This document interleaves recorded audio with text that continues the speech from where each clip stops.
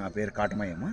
Sir పేరు అంటే ఇప్పుడు కౌంటింగ్ జరుగుతుంది కదా సార్ 4వ తారీఖు. అవును. అంటే ఎవరు వస్తారని మీరు అనుకుంటున్నారు సార్? మేము పక్కాగా కూటమి వస్తుందని 100% ఊహిస్తున్నాము. ఓకే. బీజేపీ, తెలుగుదేశం, జనసేన కూటమి పూర్తి ఆధిపత్యంతో రాష్ట్ర ప్రభుత్వాన్ని కైవసం చేసుకుంటుందని నా అభిప్రాయం. ఖచ్చితంగా వస్తుంది. ఖచ్చితంగా తెలుగుదేశం పార్టీ 100% వస్తుందని మా ఒపీనియన్. అంటే ఎందుకు అంటే జగన్ మళ్ళీ ఎందుకు రాకూడదు అంటే రాష్ట్ర భవిష్యత్తు కానీ, ఆర్థిక స్థితిగతులు కానీ, పంటలు కానీ, అగ్రికల్చర్ విషయాల్లో కానీ, ఇన్పుట్ సబ్సిడీలు కానీ, డ్రిప్పులు ఇచ్చే విషయంలో కానీ, ఏ ఒక్కరిని కూడా ఏ వ్యవస్థ కానీ, ఏ సమాజ వర్గం కానీ, ఏ వ్యవస్థలు కానీ ఎవ్వరు కూడా ఈ సమాజంలో పూర్తి అడుగంటపోయిన పరిస్థితి ఇప్పుడు. అందువలన ఎట్టి పరిస్థితుల్లో జగన్ వచ్చే ఛాన్స్ లేదని నా అభిప్రాయం. అంటే ఆయన నవరత్నాలు అని చెప్పి నవరత్నాలు అంటే ఏదో ఒక 5 మంది 6 మందికి నవరత్నాలు చెప్పి ఒక 2 ముగ్గురుకు 10-12 వేలు ఇచ్చినంత మాత్రాన అది గవర్నమెంట్ ఇచ్చే 10-12 వేల రూపాయలు ఏ మాత్రము ఇప్పుడుండే పరిస్థితుల్లో, అప్పుడు గత 5-6 సంవత్సరాల కిందట ఒక ఫ్యామిలీకి 15,000 నుంచి 20,000 రూపాయలు టౌన్ పరిధిలో ఖర్చులకు అయితే ఇబ్బంది లేకోకుండా జరిగే పరిస్థితి ఉండే. కానీ ఈరోజు 2020 ఈ గవర్నమెంట్ వచ్చిన ఈ 5 సంవత్సరాల్లో ప్రతి కుటుంబానికి మినిమం 35,000 నుంచి 40,000 వరకు కుటుంబం ఉంటే తప్ప గడవని పరిస్థితి. ఆ పరిస్థితిలో వాళ్ళు ఇచ్చే 15,000 రూపాయలు కేవలము వాళ్ళ ఇచ్చే పిల్లల ఊరినే స్కూల్ ఫీజులు కాదు, ఒక రెంట్ విషయాలకు కానీ, మధ్యతరగతి బిలో ప్రాపర్టీ ఉండే ఫ్యామిలీలకు ఏమాత్రం సరిపోదు. వాళ్ళు ఇచ్చే 15,000 రూపాయలు వితిన్ 1 or 2 months కూడా ఈ ఇప్పుడుండే ఫ్యామిలీకి సరిపోవడంలే.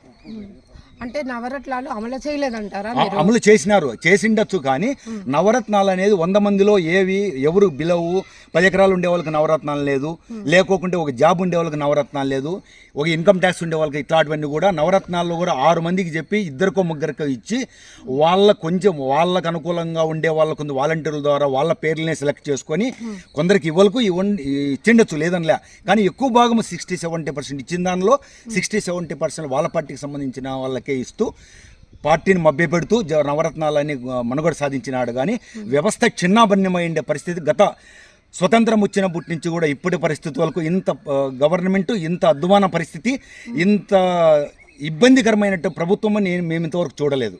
అంటే ఇన్నేళ్ల జీవితంలో మేము ఎప్పుడు ఇంత దరిద్రమైన గవర్నమెంట్ మేము చూడలేదు. అంటే వైఎస్ఆర్ ఉన్నప్పుడు వరకు గవర్నమెంట్ విషయాల్లో కానీ, ప్రతి రైతు విషయంలో కానీ, రైతులు కానీ ఇంకోరు గోండిలో కొంతవరకు చేసినాడనే మంచి పేరు ఉంది వైఎస్ఆర్. ఇతనికి సంబంధం 100% పోలికలు లేవు.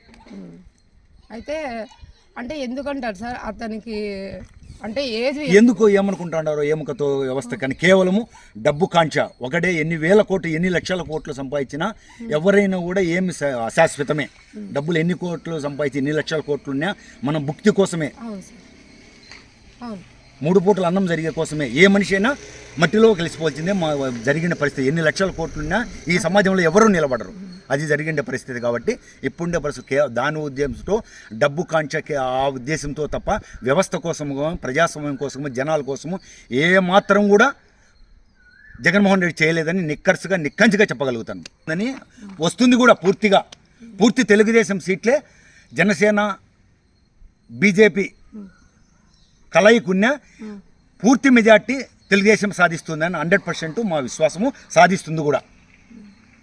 కేవలము వ్యవస్థ కోసము అమరావతి కానీ, పోలవరం కానీ, రైతుల విషయాలకు కానీ వ్యవస్థ కోసం చంద్రబాబు నాయుడు రావాల. వ్యవస్థ కోసము, జనం కోసము, ఇప్పుండే నిదానంగా ఉండే ఫ్యూచర్ కోసము ఎంతో ముఖ్యం. రాష్ట్ర భవిష్యత్తు కోసము, సమాజం కోసము చంద్రబాబు నాయుడు ముఖ్యం.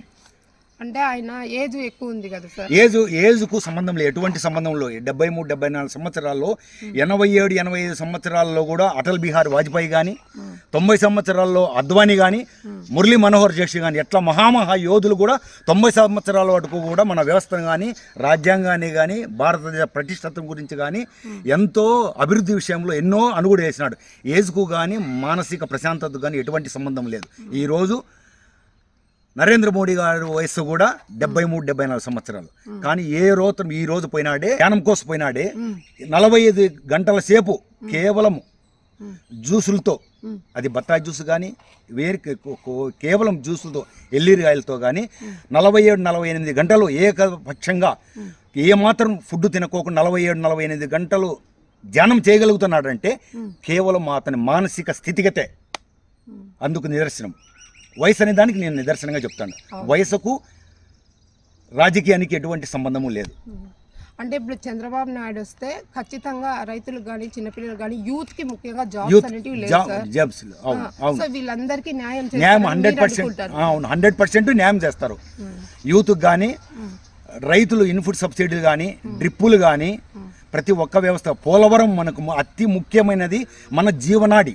తెలుగుదేశం యొక్క తెలుగు పార్టీ తెలుగు జనాల జీవనాడి, మన అన్నదాత పోలవరం.